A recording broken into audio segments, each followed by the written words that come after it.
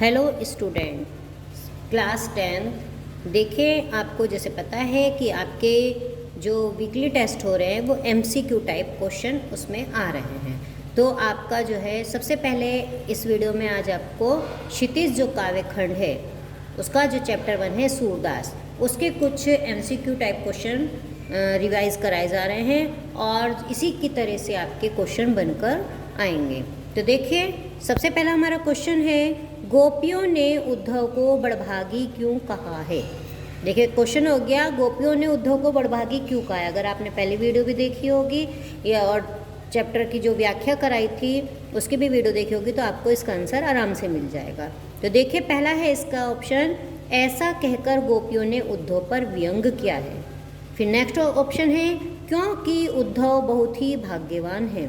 फिर next option है, उद्धव बहुत ज्ञानी थे और गोपियाँ उनके ज्ञान का लोहा मानती थी। इसके बाद फिर एक ऑप्शन और है, वे कृष्ण का सखा थे इसलिए उनको बड़भागी कहा है।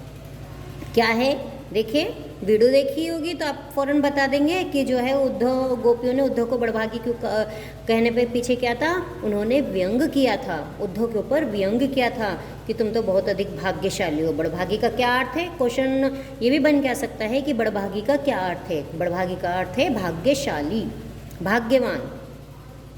तो इसका आंसर हो गया हमारा, ऐसा कहकर गोपियों ने उद्धव पर व्यंग किया है। तो जब हम एग्ज़ाम में इसका आंसर लिखेंगे तो पहले हमने जैसे ऊपर डाल दिया बहुविकल्पीय प्रश्न उत्तर नंबर 1 करके फिर ऑप्शन लिखेंगे कै लिखने के बाद हम पूरा जो है पूरा आंसर लिखेंगे कि कै ऐसा कहकर गोपियों ने उद्धव पर व्यंग किया था। अगर किसी का खे है तो खे लिखकर पूरा लिखेंगे, ये नहीं कि केवल कै और खे डालकर हम छोड़ देंगे।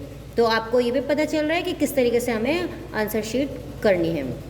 अब देखिए, नेक्स्ट क्वेश्चन है, इसमें गोपियों ने उद्धव के अनासक्त रहने की तुलना किससे की है। तो अनासक्त रहने की तुलना गोपियों ने किससे की थी, कमल के पत्ते से, तेल की मटकी से, या तेल के पत्ते और तेल की मटकी दोनों से। तेल के पत्ते और तेल की मटकी दोनों से, इनमें से कोई नहीं या इनमें से कोई नहीं है। तो क्या हुआ, इसका आंसर क्या है हमारा, इसका आंसर है कमल के पत्ते से भी की थी और किससे की थी, तेल की मटकी से भी की थी। तो हमारा आंसर इसका ग है, कमल के पत्ते और तेल की मटकी दोनों से की थी तुलना। अब देखिए, नेक्स्ट क्वेश्चन है, गुड़ चाटी ज्यों पागी। गुड़ चाटी ज्यों पागी में गुड़ से किसकी तुलना हुई है और चाटी मतलब चीटी से किसकी तुलना हुई है। देखिए, क्वेश्चन ये बन के आ सकता है, चाटी का क्या अर्थ है और जो है पागी का, चाटी का क्या अर्थ है और गुड़ का क्या अर्थ है। ये अलग अलग भी क्वेश्चन बन के आ सकते हैं। तो देखिए, क्या किससे तुलना की है, गुड़ की तुलना किससे की थी और चाटी की किससे की थी। गुड़ से उद्धव की तुलना हुई है और चीटी से गोपियों की तुलना हुई है कि गुड़ की तुलना किससे की है, उद्धव से, और चीटी की तुलना गोपियों से। ठीक है, दूसरा ऑप्शन है, गुड़ से कृष्ण की तुलना हुई है और चीटी की राधा से। चीटी से किसकी करी, राधा से, है ना। जैसे गुड़ से कृष्ण की तुलना हुई है और चीटी से राधा की। फिर नेक्स्ट ऑप्शन है, गुड़ से ब्रजवासियों की तुलना हुई है और चीटी से कृष्ण की। फिर नेक्स्ट ऑप्शन है, गुड़ से कृष्ण की तुलना हुई है और चीटियों से गोपियों की। तो गुड़ की तुलना किससे हुई थी, कृष्ण से हुई थी, और चीटी की तुलना गोपियों से की। जिस प्रकार से गुड़ में चीटी चिपकी रहती है उसी तरीके से गोपियाँ कृष्ण से चिपकी हुई थी कि वो तो मरकर ही छोड़ेंगी, है ना। तो आपको समझ में आ गया। अब देखिए, नेक्स्ट क्वेश्चन है, गोपियों के अनुसार सच्चा राजधर्म क्या है। गोपियों ने सच्चा राजधर्म क्या बताया था। तो देखिए, पहला ऑप्शन है प्रजा का पालन, फिर है प्रजा के सुखों का ध्यान रखना, फिर है नेक्स्ट प्रजा को बिल्कुल न सताना, या फिर उपरोक्त सभी या उपर्युक्त सभी। कुछ भी लिखा हुआ सकता है, उपरोक्त या उपर्युक्त, मतलब जितने ही ऑप्शन दिए हुए हैं सारे हैं क्या। देखिए, गोपियों के अनुसार राजधर्म क्या था, प्रजा का पालन भी था, प्रजा के सुखों को ध्यान रखना भी था और प्रजा को बिल्कुल न सताना, ये तीनों थे। तो इसलिए इसका आंसर हो गया उपर्युक्त सभी। नेक्स्ट क्वेश्चन है, मधुकर शब्द का प्रयोग किसके लिए हुआ है। मधुकर शब्द का प्रयोग किसके लिए हुआ है। देखिए, गोपियों के लिए, भौरे के लिए, कृष्ण के लिए या फिर उद्धव के लिए। तो मधुकर का प्रयोग किसके लिए किया था, उद्धव के लिए किया गया था।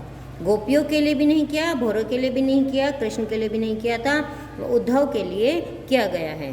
अब देखिए नेक्स्ट क्वेश्चन है, गोपियों ने योग रूपी व्याधि किसे देने की सलाह दी है? कि जो है ये योग का संदेश तुम लेके आए हो, ये तो हमने बीमारी सुनी पहले कभी सुनी नहीं, देखी नहीं है, तो किसे देने के लिए सलाह दी थी गोपियों ने? कहा जो बीमार हो, जो कृष्ण का भक्त हो, जो कृष्ण को ही भगवान माने, जिसका मन चक्री के समान चंचल हो। तो इसका ऑप्शन है जिसका मन चक्री के समान चंचल हो, उसे जो है ये योग रूपी व्याधि देने के लिए कहा, सलाह दी है। फिर देखिए नेक्स्ट है, उद्धव की योग संबंधी बातें गोपियों को कैसी लगती हैं? तो देखिए उद्धव की जो योग संबंधी बातें थी वो गोपियों को कैसी लगती हैं? तो जैसे पहला है, खरबूजे के समान मधुर, शहद के समान मीठी, कड़वी ककड़ी के समान, हारिल पक्षी के समान चंचल। तो किसके समान लगती थी? तो जो है गोपियों को जो उद्धव की जो बातें थी वो एक कड़वी ककड़ी के समान लगती थी। फिर जैसे नेक्स्ट है, देखिए क्वेश्चन, हारिल पक्षी से किसकी तुलना हुई है? हारिल जो एक पक्षी है उसकी तुलना किससे की गई थी? गोपियों से की है, उद्धव से की है, कृष्ण से की है या ब्रजवासियों की है? किससे तुलना की गई थी? गोपियों से हारिल पक्षी की तुलना करी गई थी कि जैसे कि हारिल पक्षी एक लकड़ी को आधार बनाकर उड़ता है, उसी प्रकार से गोपियाँ कृष्ण को अपना आधार बनाकर उड़ती हैं। अब देखिए नेक्स्ट क्वेश्चन है हमारा, उद्धव कृष्ण का कौन सा संदेश था? उद्धव कृष्ण का कौन सा संदेश लेकर आया था? कौन सा संदेश था या कृष्ण का ने क्या संदेश भेजा था? क्वेश्चन यहाँ पर चेंज होकर कोई भी आपको मिल सकता है, ये नहीं कि यही क्वेश्चन मिलेंगे। तो चैप्टर आप वीडियो देखी होगी तो उसमें छोटे छोटे शॉर्ट क्वेश्चन आपको बताए गए हैं, वन वर्ड वाले भी हैं इसमें। तो देखिए पहला है इसमें प्रेम संदेश, अनुराग संदेश, योग संदेश या इनमें से कोई नहीं। तो कौन सा संदेश कृष्ण ने भिजवाया था उद्धव के हाथ? योग संदेश भिजवाया था। फिर अब देखिए नेक्स्ट है हमारा, गोपियों को कृष्ण का व्यवहार प्रकट होता है कि कैसा प्रकट होता है, कैसा लगता है उन्हें गोपियों को कृष्ण का व्यवहार कैसा लगा था? तो देखिए पहले इमोशनल, छलपूर्ण, अवनीसुर या इनमें से कोई नहीं। तो जो है गोपियों को कृष्ण का व्यवहार छलपूर्ण लगा था कि पहले ही बहुत नटखट थे, झूठ बोलते थे, छल, तो गोपियों को कृष्ण का व्यवहार छलपूर्ण लगा था कि उन्होंने कह के गए थे कि आएंगे और हम उनकी बाट जो रहे हैं, इंतजार कर रहे हैं, लेकिन वो खुद नहीं आए और एक योग संदेश भेज दिया, तो इसलिए छलपूर्ण इसका आंसर है। तो देखिए नेक्स्ट क्वेश्चन है, गोपियाँ स्वयं को क्या समझती हैं? गोपियाँ क्या समझती हैं खुद को? डरपोक, निर्बल, अबला, साहस्त्र। क्या समझती थी गोपियाँ खुद को? खुद को गोपियाँ अबला समझती हैं। फिर नेक्स्ट क्वेश्चन है, गोपियाँ किससे गुहार लगाना चाहती थी? मतलब किससे अपनी बात कहना चाहती थी, अपने मन की बात किससे कहना चाहती थी गोपियाँ? देखिए राम से, प्रभु से, उद्धव से या फिर कृष्ण से। तो गोपियाँ अपनी बात किससे कहना चाहती थी? अपने मन की बात कृष्ण से कहना चाहती थी, वो इंतजार कर रही थी। क्वेश्चन ये भी बन के आ सकता है कि गोपियाँ किसका इंतजार कर रही थी? कृष्ण का इंतजार कर रही थी। अब नेक्स्ट क्वेश्चन है इसमें 13, कृष्ण ब्रज से जाते समय अपने से गोपियों का क्या चुरा ले गए थे? कि जब कृष्ण ब्रज से गए थे तो उन्होंने क्या चुरा लिया था? गोपियों का क्या चुरा लिया था? तो गोपियों के मन चुरा लिए थे या गोपियों का मन भी लिखा हुआ सकता है, तो आप कन्फ्यूजन नहीं होंगे। माखन, दही, शहद, क्या चुरा के ले गए थे वो जब कृष्ण ब्रज से गए थे? तो वो गोपियों का मन या गोपियों के मन अपने साथ ले गए थे। फिर नेक्स्ट है, सूरदास के साहित्य में किस रस की प्रधानता है? कि सूरदास ने जो ये साहित्य लिखा है उनमें कौन से रस की प्रधानता है? देखिए वीर रस, वात्सल्य रस, भयानक रस या हास्य रस। तो सूरदास का जो है अधिकतर जितनी भी रचनाएं हैं सभी में वात्सल्य रस की प्रधानता है। वात्सल्य रस वो होता है जिसमें माँ बेटे का प्रेम दर्शाया जाता है, तो वो वात्सल्य रस होता है। तो सूरदास के साहित्य में वात्सल्य रस की प्रधानता है। फिर नेक्स्ट क्वेश्चन है, सूर सागर में लगभग कितने पद हैं? अभी देखिए सूर सागर में लगभग कितने पद हैं? लगभग 125, लगभग 700, लगभग 500 या लगभग 1100। कि सूर सागर में कम से लगभग कितने पद हैं? लगभग 500 पद हैं। तो इसमें आपको केवल ये बताया गया कि इस टाइप से क्वेश्चन बनकर आएंगे। क्वेश्चन ये भी बन के आ सकता है, सूरदास का जन्म कब हुआ था, कहाँ हुआ था, या मृत्यु कब हुई थी।